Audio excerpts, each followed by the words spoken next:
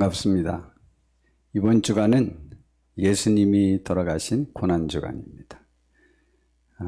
그래서 교회 안 다니는 분들도 부활주일, 고난주일, 예수님의 부활주일, 예수님의 고난주일 이렇게 안 해도 그냥 고난주일 또 부활주일 하면 다 합니다. 이 4월 달을 2000년 전에 이 주간이 예수님이 돌아가신 주간인데, 이 4월 달을 엘리엇의 황무지라는 시에 보니까 4월은 가장 잔인한 달이라는 말로 이렇게 시작한다고 합니다. 많이 들어보셨죠? 4월은 가장 우울한 달, 잔인한 달. 저는 이제 많이 들어봤습니다. 기온의 변화도 가장 변덕스럽고 추웠다 더웠다. 완연한 봄이라기는 왠지 모르게 좀 그러한. 그래서 계절의 왕은 5월이죠. 완연한 봄이죠.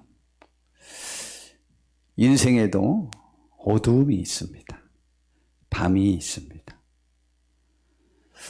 우리는 간혹 무엇에 홀린 듯, 아니면 그때 눈이 멀었던 것처럼, 아니면 무엇 때문에 매인 사람처럼 정말 엉뚱한 사람으로 변하여 엄청난 잘못을 한 시기들이 있었을 것입니다.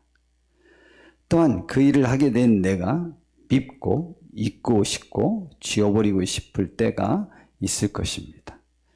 아니면 내가 너무 경제적으로나 인간관계에서나 건강으로나 헤어나기 힘든 암울한 시기가 있을 수도 있습니다.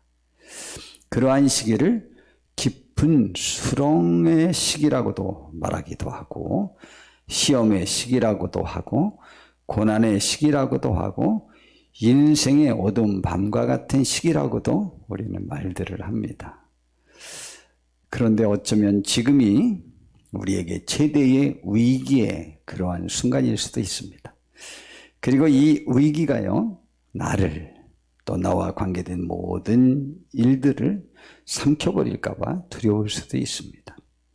그러나 우리는 무엇이 원인이 되었든 이 깊은 삶의 수렁에서 이것도 저것도 아무것도 할 수 없는 최악의 순간일지라도 우리는 정말 꼭 믿으셔야 될 것이 있습니다. 그 시기가 꼭 나를 패망케 하는 것은 아니라는 것을 말입니다. 아니, 어쩌면 그 캄캄한 암흑의 시기가 진정한 삶의 축복의 길인 빛으로 향해 갈 수 있는 좋은 기회가 되기도 한다는 말입니다. 어둠의 왕이요 밤의 왕이요 흑암과 유혹의 왕인 사탄은 가룟 유다와 그 시대의 지도자들을 유혹하여 예수님을 죽이는 어둠의 일을 진행했습니다. 그리고요, 2000년 전 이 주간에 예수님을 십자가에 못 박아 죽였습니다. 인류 최대의 암울한 사건이요, 사탄과 어둠과 흑암이 지배하는 시기였습니다. 제자들도 모두 혼돈에 빠졌습니다. 그러나 그 시기가 어둠의 왕 사탄이 지배하여 사탄이 승리하는 과정 같아 보였지만 결과는요, 인류 최대의 승리와 환호를 가져오는 하나님의 계획된 시간일 뿐이었습니다. 예수님은 죽음의 고난으로 말미암아 부활과 또한 인류의 구원을 이루는 귀한 승리를 얻게 되었습니다.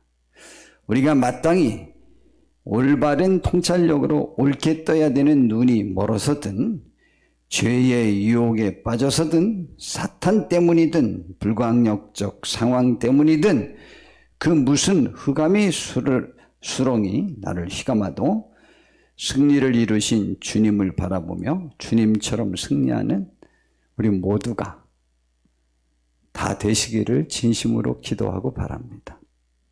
오늘 그 소망을 갖고 이 고난의 시기, 어둠의 시기, 밤의 시기, 수렁의 시기, 가장 힘든 시기를 한번 이겨봅시다. 그리고 이 재해 주간, 재해 날, 아주 흑암의 주간에 우리가 우리 자신들의 삶을 돌이켜보면서 주님이 우리에게 주신 귀한 말씀들이 나를 일으켜 세울 수 있는 부활의 토대로 마련하는 복된 주간이 한번 되어봅시다. 암흑시대라는 말이 있습니다. 그것은 흔히 이렇게 정의합니다. 정치적인 억압이나 전쟁 등으로 사회가 혼란하고 문화가 전혀 발전되지 않는 그 시대를 암흑시기라고 그러고, 역사가들은 그들의 관점 때문이기도 하지만 중세 시대를 중세 암흑기, 중세 암흑시대라고 이렇게 아주 중세기를 그렇게 평가합니다. 약 한 700년 이후로부터 이렇게 문화혁명이 일어나기 시작한 그 1400년 그 시기까지의 기간을 중세 암흑기라고 말합니다. 우리에게도 어둠의 시간이 길을 수도 있고 어떤 사람은 짧을 수도 있습니다. 그러나 아침은 옵니다. 예수님의 상황을 좀 살펴보도록 하겠습니다. 어둠의 시간이 이번 주간에 사탄의 세력이 이번 주간에 가장 활발하게 움직였습니다. 음모의 시작이죠. 사탄의 어두운 세력이 가동되어도, 그러나 주께서 하시고자 하는 구원 역사는 막을 수 없다는 것을 이 모든 사건을 보고도 우리 알 수 있습니다. 예수님을 징계로 잡아 죽이려는 계획을 세우는 대제사장들과 백성들의 장로들과 그들에게 쓰임받는 저주받은 가룟 유다가 있었습니다. 이제 예수님께서 제자들에게 말했습니다. 수요일날 말했습니다. 이제 이틀이 지나면 내일 목요일과 그 다음 날이 금요일 날이 유월절입니다. 토요일 날이요. 그런데 이제 이틀이 지나면 예수님이 말씀하셨어요. 유월절이라. 인자가 십자가에 못 박히기 위하여 8일이라. 목요일 날 말씀하신 거네요. 그 목요일 날 오전에 대제사장들과 백성의 장로들이 가야바라고 하는 대제사장 관정에 모였어요. 근데 대제사장이 본래 한 명이거든요. 그런데 그 명예직을 한번 하고 나면 그냥 다 대제사장이라고 그래요. 그 호칭이 그냥 제사장하고 부르는 것보다 굉장히 좋았던 모양입니다. 요즘도 그렇죠. 한번 총회장 혹은 한번 회장하고 나면 아주 그 호칭이 계속 따라와요. 좋은 것일 수도 있고 제가 보기엔 너무 경직된 표현 같아 보이기도 하는데, 하여튼 대제사장들이 많았어요. 그러나 대표자는 한 명이에요.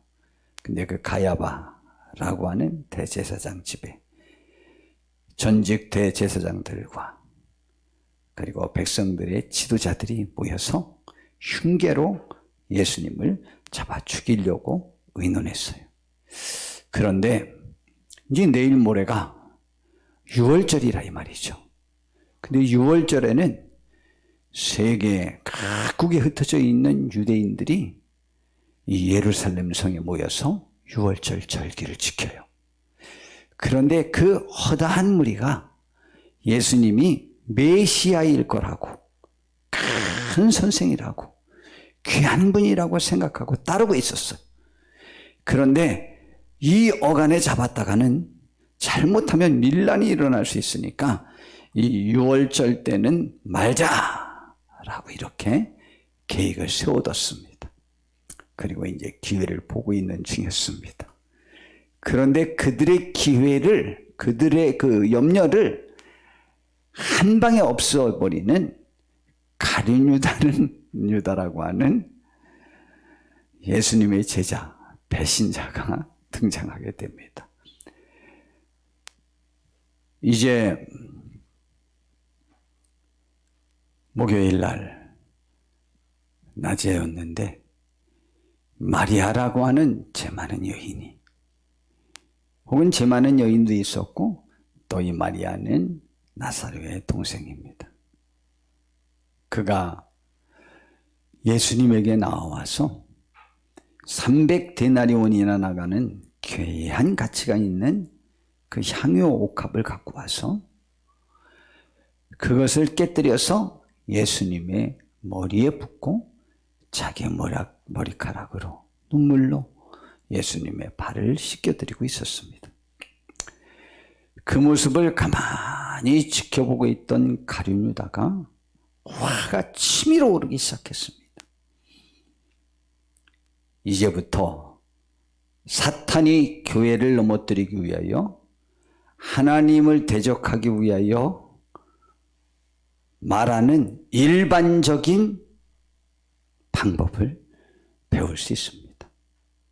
아니, 이렇게 300데나리온이나 나가는 가치 있는 향유를 예수님에게 부음으로 허비하느냐?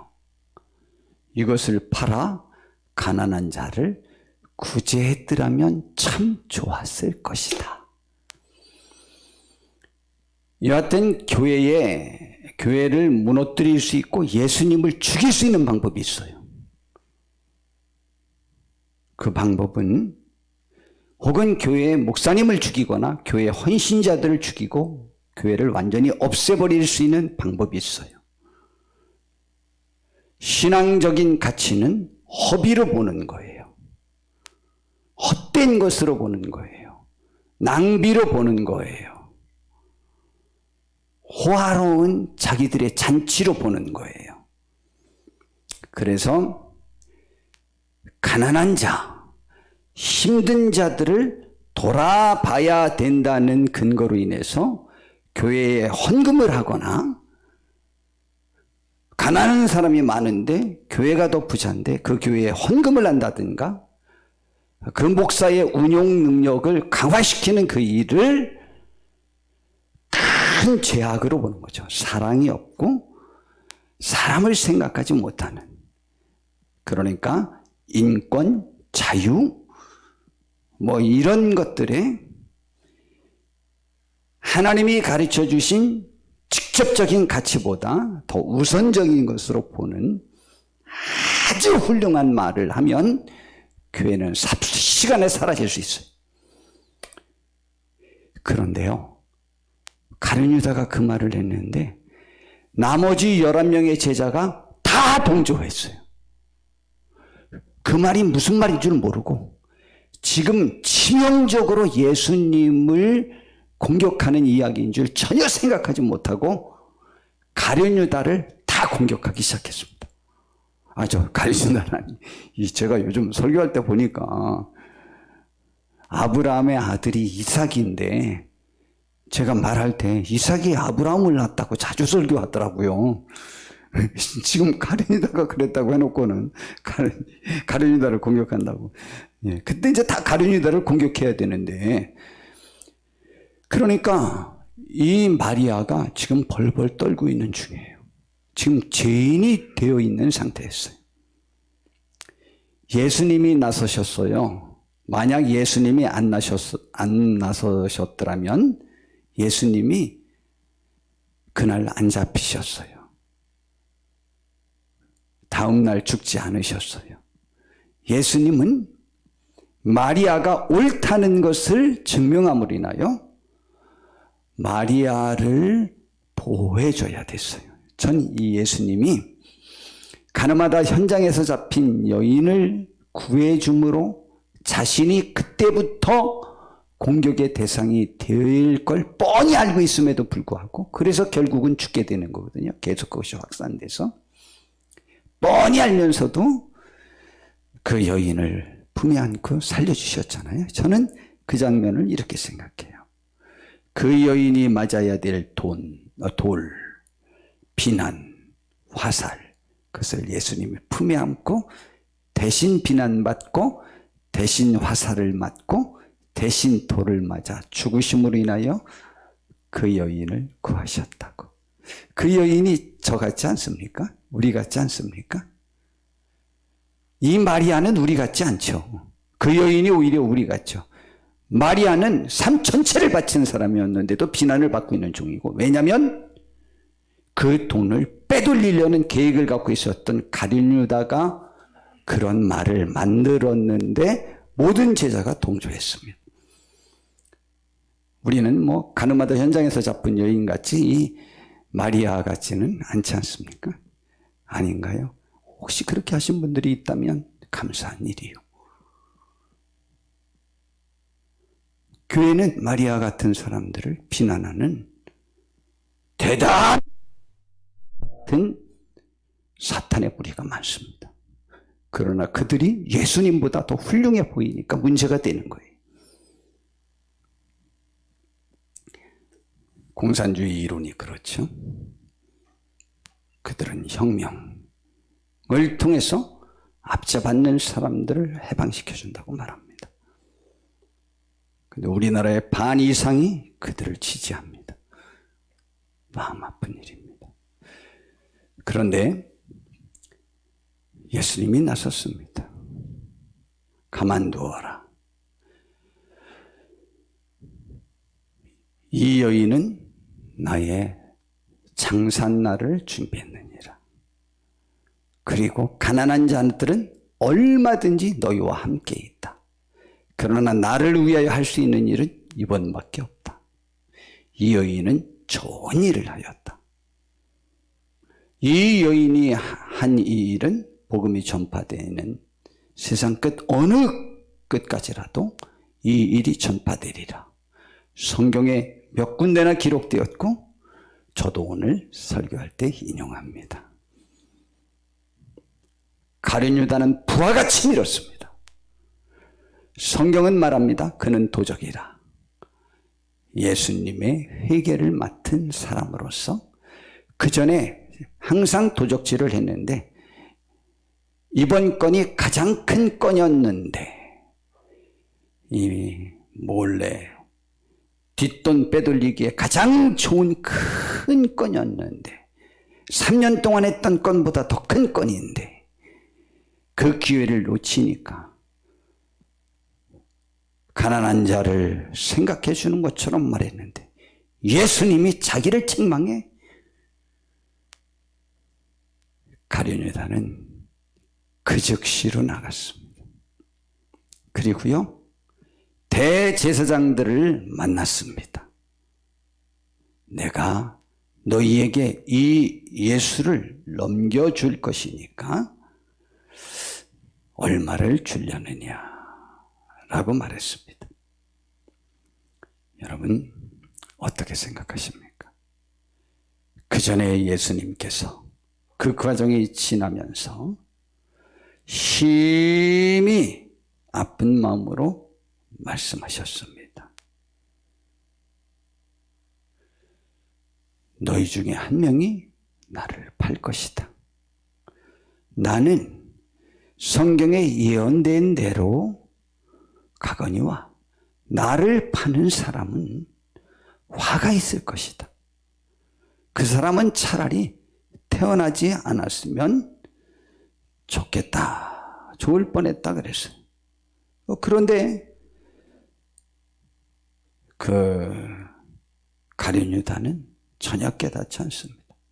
여하튼 마리아 사건 이후에 바로 가서 은 30을 받고 예수님을 팔아넘깁니다. 무서운 사실이죠. 다른 여러 명의 제자는 그 대제사장들과 장로들이 현상금을 거둔 사실도 모릅니다. 그런데요, 가룟 유다는 알고 있습니다. 그런데 자기만 그 정보를 갖고 있고 예수님에게나 제자들에게 결코 알리지 않았습니다. 무서운 사실입니다. 교회의 현상과 똑같죠? 이제 저녁에 최후의 만찬 시간이 되었습니다. 예수님이 제외 만찬을 마친 다음에 저녁 식사를 마친 다음에 제자들의 발을 씻겼습니다. 그때 예수님이 마음이 너무 아팠어요.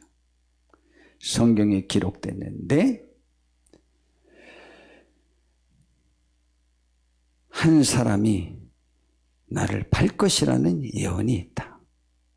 그리고 발꿈치를 들 것이라는 예언이 있다. 그러면서 본인이 배신을 당하고 죽임을 당할 것을 말했고 이 무리 중에 그 배신자가 있다고 말했습니다. 이야, 그런데 신기합니다. 베드로가 보니까 예수님 옆에 사도 요한이 이렇게 기대서 식사를 하고 있는 중이에요. 그래서 물어봐. 누군지. 그래서 사도 요한이 물어봤어요. 주님, 누가 주님을 판다는 말입니까? 그랬더니 지금 나와 함께 떡그릇에 손을 같이 넣는 사람이다. 근데 그 순간에 가룟 유다가 손을 넣었어요. 신기하죠? 어둠의 시간입니다. 왜 물어봐? 물어봤으면 그때 예수님의 답변대로 같이 손을 놓는 가룟 유다의 멱살을 잡고 막 따졌어야 되지 않아요? 베드로라면 물어놓고는 딴전 펴? 이야, 신기하죠? 가룟 유다가 한마디 했더니 다 동조해. 낮에 가서 예수님을 팔고 은 30을 받아왔어요. 30데나리온이요. 적은 게 아니요. 그리고 그 저녁에 그 또 저녁 식사 시간에 가룟 유다도 왔습니다. 예수님이 여러 말씀을 하신 후에 가룟 유다야, 내 할 일을 하라. 그랬어요.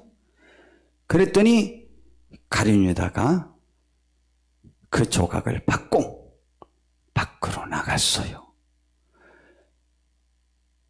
오늘 본문에 유다가 그 조각을 받고 곧 나가니 밤이러라. 이 밤인 거 다 아는데 왜 밤이라고 성경이 기록했을까요? 어둠의 시간이었다라는 말입니다. 사탄의 시간에 사탄의 일에 들어갔다는 얘기죠. 사망의 길에 들어갔다는 얘기죠. 그는 그 밤으로 사탄의 세력으로 자기 스스로 자기가 도적질 못한 것과 자기가 지적받은 것에 화가 나서 자기의 목적이 이루어지지 못한 것 때문에 은 30을 받아온 것으로 만족하지 않고 지금 이제 예수님이 이 만찬 끝나고 어디로 가실 것을 알고 거기로 예수님을 잡을 사람들을 이끌러 인도하러 나갔습니다. 그가 나갔더니 밤이랍니다. 우리가 나간 곳은 빛으로 나가는 축복의 길을 정말 바랍니다.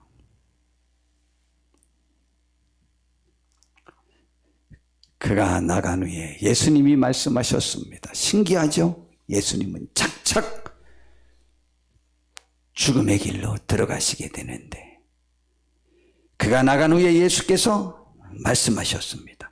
지금 내가 영광을 받았고 세상에 예수님은 지금 잡히기 몇 시간 전이에요. 근데 내가 영광을 받았다는 거예요. 지금 이 순간 특별히 또 내가 살 수 있는 길이 있었다는 거죠. 지금이라도. 그런데 하나님이 원하신 길로 가는 자기, 내가 영광 얻었다. 여러분, 실제 우리도 예수님의 마음이 없는 것은 아닙니다. 여러분, 우리가요 어떤 어려운 일이 있습니다. 중간에 포기하여 실패한 때도 있고 내가 엉뚱한 일을 할 때도 있습니다. 그때 내가 영광 얻었다고 말하지 않습니다. 그런데 내가 봐도 참 잘 견뎠다. 이겼다. 승리했다. 죄를 이겼다. 힘든 시기를 이겼다. 잘 견뎌냈을 때 내 스스로가 영광스럽습니다. 여러분, 예수님은 지금 하나님의 뜻을 이루기 위한 그 발걸음에서 스스로가 영광을 얻었다고 확신합니다. 여러분, 어두운 사탄의 음흉한 시간이 지배되는 어둠의 시간이라도요, 사실은 비록 지금의 상황을 깨닫지 못하나 주님과 함께하는 복된 하나님의 사람들이 있습니다. 우리는 어떤 부류의 사람들입니까? 상황을 다 파악하고 있는 배신자입니까? 아니면 상황은 이해하지 못하고 있지만 충성스러운 사람들입니까? 배신자는 이 시간 예수님을 잡을 사람들을 안내하여 오고 있습니다. 그러나 예수님을 사랑하는 나머지 11명의 충성스러운 제자들은 이 상황을 모를 뿐더러 조금 후에는 다 도망치거나 예수님을 부인하기도 하지만 본심으로 예수님에 대한 충성을 그 흑암의 시간에 다짐하고 있습니다. 불과 몇 시간 후에 다 도망갑니다. 혹은 부인하기도 합니다. 약하고 시험에 들어 이 사도들에 대한 주님의 축복의 말씀을 들을 그 시험에 들을 이 사도들에 대한 주님의 축복의 말씀은 우리의 심금을 울립니다. 베드로가 나간 후에 그들이 기도하러 가기 직전에 이런 말을 합니다. 다 나를 배반하고 도망갈 거다. 그랬더니 베드로를 중심으로 해서 다 충성서약을 합니다. 우리는 감옥에라도 죽을지라도 주님을 배신하지 않을 겁니다. 그랬더니 제자들이 다 약속했어요. 대신 가룟 유다만 아마 이것들 꼴값하고 있네. 조금 있어봐라. 예수님, 그래, 니들이 있다고 나를 모욕하니 예수님 잡혀가서 죽는 꼴을 보게 될 거다. 가룟 유다와 예수님만 그 상황을 알아요. 나머지 11명은 몰라요. 모르고 지금 막 충성 서약을 합니다. 잠깐 가룟 유다 편을 들었지만 예수님으로부터 책망 듣고 난 이후로부터 또 확 정신이 차려졌죠. 그래도 또 지금 상황은 이해하지 못해요. 그렇게 충성 서약을 하자 예수님이 말씀하셨습니다. 전 이 말씀이 저의 심금을 울립니다. 얼마나 감사한지 모릅니다. 예수님은 우리의 중심을 보십니다. 이렇게 말씀하셨어요. 누가복음 22장 36절에 보니까 시몬 베드로가 이르되 주여 어디로 가시나이까? 예수님이 말씀하셨어요. 내가 가는 곳에 내가 지금은 따라올 수 없으나 후에는 따라오리라. 베드로가 말했습니다. 주여 내가 지금은 어찌하여 따라갈 수 없나이까? 주를 위하여 내 목숨을 버리겠나이다. 예수님이 말씀하셨어요. 내가 나를 위하여 내 목숨을 버리겠느냐? 내가 진실로 진실로 내게 이르노니 닭 울기 전에 내가 3번 나를 부인할 것이다라고 그랬어요. 그렇게 부인할 걸 뻔히 아는 예수님께서 28절부터 30절 바로 그 직전에 먼저 말씀하셨어요. 너희는 나의 모든 시험 중에 항상 나와 함께한 자들인즉, 아니 뭘 시험 중에 항상 함께해. 지금 다 도망갈 것, 다 배신할 것, 부인할 것 다 알고 계시는데 제가 예수님이라도 그 말할 수 있을 것 같아요. 정말입니다. 왜냐하면 그들의 중심에서 예수님을 한 번도 떠나본 적이 없습니다. 다만 판단이 잘 안 돼서 생각 없는 순간에 갑자기 그 일이 닥치는 바람에 도망가거나 부인했던 거지. 가룟 유다처럼 계획적으로 예수님을 사랑하지 않고 예수님을 경쟁관계에 그를 꺾어야만 직성이 풀리는 그 생각으로 계획적으로 그를 죽이려는 일을 했던 제자들은 없습니다. 부족할 뿐이요. 눈이 좀 가려워졌을 뿐이요. 와, 근데 그 제자들 보고 너희들은 나의 모든 시험 중에 항상 나와 함께한 자들인즉 내 아버지께서 나라를 내게 맡기신 것 같이 세상에 나도 너에게 맡기고 이야, 예수님과 같은 똑같은 고난의 양과 그 영광을 나중에 받을 것이라는 거 아니에요. 너희로 내 나라에 있어 내 상에서 먹고 마시며 또는 보좌에 앉아 이스라엘 12지파를 다스리게 하려 하노라라는 인류 최대의 축복을 그들에게 내립니다. 이야, 예수님 좋죠? 우리의 마음을 아셔요. 아이, 날마다 비틀거리고 날마다 그냥 아무것도 모르는데 감사하죠? 이 주님 좋죠? 너무 좋죠? 가장 선한 말을 하는 가룟 유다는 차라리 나지 않았더라면 좋았을 뻔했다. 가룟 유다는 그 겟세마네 동산에 와서 예수님에게 입 맞췄습니다. 그러나 그는 배신자입니다. 독을 품은 입맞춤이죠. 잠언 16장 4절에 보니까 이런 말을 합니다. 여호와께서 온갖 것을 그 쓰임에 적당하게 지으셨나니 악인도 악한 날에 적당하게 하셨느니라. 그런데 에베소서 2장 10절에 우리를 콕 집어서 하나님이 우리에 대하여 정의합니다. 우리가 악한 날에 내가 쓰임받는 게 아닌가 염려 마세요. 우리는 그분이 하나님이 만드신 바라 그리스도 예수 안에서 선한 일을 위하여 지으심을 받은 자니. 아멘 합시다. 아멘. 우리는 선한 일을 위하여 지음받는, 가룟 유다는 아니에요. 이 일은 하나님이 전에 예비하사 우리로 그 가운데서 행하게 하려 하심이라 그랬습니다. 어둠의 시간들이 영원히 계속되는 것이 아닙니다. 여러분, 저는 군에서 배웠습니다. 군 작전을 할 때 침투 시간을 주로 어느 때 잡느냐?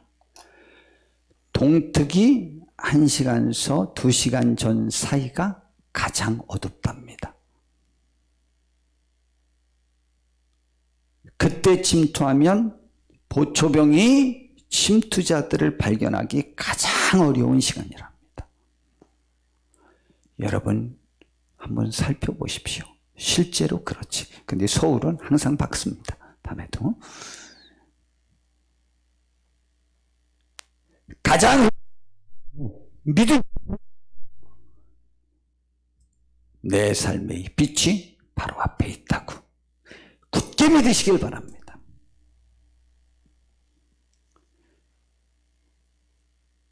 아침이 되어 밝기 전의 시간들이 가장 침입자들을 발견하기 어려운 시간이지만 분명한 것은 아침이 가까웠다는 것입니다. 예수님이 그 제자들에게 계속 말씀하셨습니다.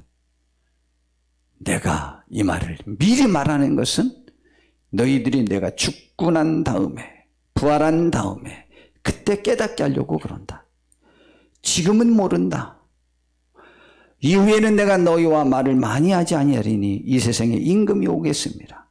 그러나 그는 내게 관계할 것이 없으니 이 세상의 임금은 마귀와 함께하는 세력들을 말합니다.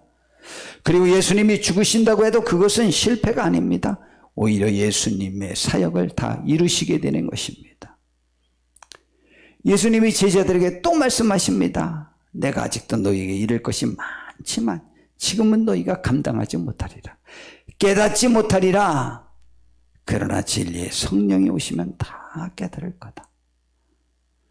그리고 보라, 너희가 다 각각 제 곳으로 흩어지고 다 나를 버리고 도망갈 거다. 나를 혼자 둘 때가 올 것이다. 근데 벌써 됐다. 그러나 내가 혼자 있는 것이 아니다. 왜냐하면 하나님이 나와 함께 계신다. 이것을 내가 너희에게 말하는 것은 내 안에서 너희가 나중에 평안을 누리길 원해서 말하는 거다. 세상에서는 너희가 환난을 당하지만 담대하라. 내가 세상을 이겼다. 라고 말씀하셨습니다. 결국은 예수님이 붙잡혀서 그 다음날 9시에 사형 집행을 당했습니다. 6시, 오전 6시. 그러니까 지금으로 치면 오전 9시. 그리고 12시쯤부터 오후 3시에 돌아가셨는데 갑자기 십자가에 못 박힌 그때에 어두움이 막 내리치기 시작했습니다. 그리고 예수님이 돌아가시자 천둥이 치고 지진이 일어나고 무덤이 깨지고 사람들이 살아났습니다. 그래서 사형을 집행하는 사람들이 정말 이분은 하나님의 아들이다라고 했습니다. 그 십자가 위에 이후로 무슨 말씀을 하셨는지 알아요? 다 하시고는 돌아가셨습니다. 그때 예수님을 죽이는 사람은 다 됐다라고 할 수 있었지만 예수님도 다 이루었습니다. 그들은 그들이 승리자라고 외쳤지만 예수님은 예수님이 승리자라고, 나는 이제 내 사명을 완수했다 그랬습니다. 그 예수님이 사명을 완수하는 시간이었습니다. 우리의 어둠의 시간은 하나님의 뜻이 우리에서 성취되는 시간으로도 활용하시는 축복이 되기를 진심으로 바랍니다. 성경은 전체가 놀라운 승리의 책입니다. 하나님은 흑암을 빛으로 바꾸고 복된 것들로 채우신 분입니다. 천지창조 자체가 그렇습니다. 창세기 1장 1절에 보니까 태초에 하나님이 천지를 창조하시니라. 그때 어떻게 창조하셨냐? 어떤 상태의 천지를 창조하셨느냐? 땅이 혼돈되고 우리의 삶이 혼돈됐습니까? 공허하며 내 삶이 공허합니까? 흑암이 깊은 위에 있고 우리의 삶이 지금 흑암에 사로잡혀 있습니까? 그런데 그 중에서라도 하나님의 영은 수면 위에 운행하시고 계십니다. 그 상태로 하나님이 명령하셨습니다. 하나님이 빛이 있으라 하심에 빛이 있었고 빛이 하나님 보시기에 좋았고 모든 것들이 자리를 잡혔고 정돈되어서 아름다운 세계가 창조되었습니다. 성경의 역사가 그렇게 시작됩니다. 이 사건을 요한복음 1장 1절부터 보니까 태초에 말씀에 계셨는데 이 말씀이 하나님과 함께 계셨고 이 말씀은 곧 하나님인데 그가 태초에 하나님과 함께 계셨고 예수님을 말합니다. 만물이 그로 말미암아 지은 바 되었으니 지은 것이 하나도 그가 없이는 된 것이 없느니라. 그 안에 생명이 있었습니다. 이 생명은 사람들의 빛이라고 했습니다. 빛이 어둠에 비치니 어둠이 깨닫지 못했는데 우리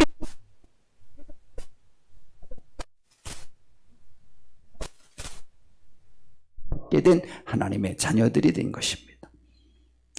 우리가 아는 대로 예수님은 죽음의 권세를 이기고 부활하심으로 마귀의 어둠의 권세를 이기고 승리하셨습니다. 이것은 창세기에 이미 예언된 말씀이 이루어진 것입니다. 사탄이라고 하는 뱀에게 하나님이 이런 벌을 내리셨습니다. 여호와 하나님이 뱀에게 이르시되 내가 이렇게 하였으니 네가 모든 각치들과 모든 들의 들짐승보다 더욱 저주를 받아 배로 다니고 살아있는 동안에 흙을 먹을지니라.